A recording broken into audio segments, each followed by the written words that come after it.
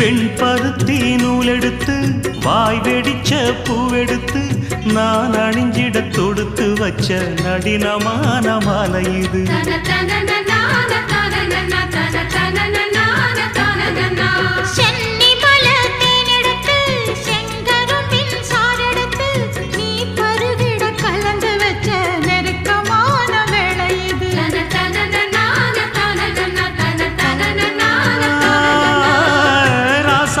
உடம்பிருக்கும் ரவிக்க துணி நானாக அன்னாடம் சூடி கொண்ட ஆசை வச்சாகாதா.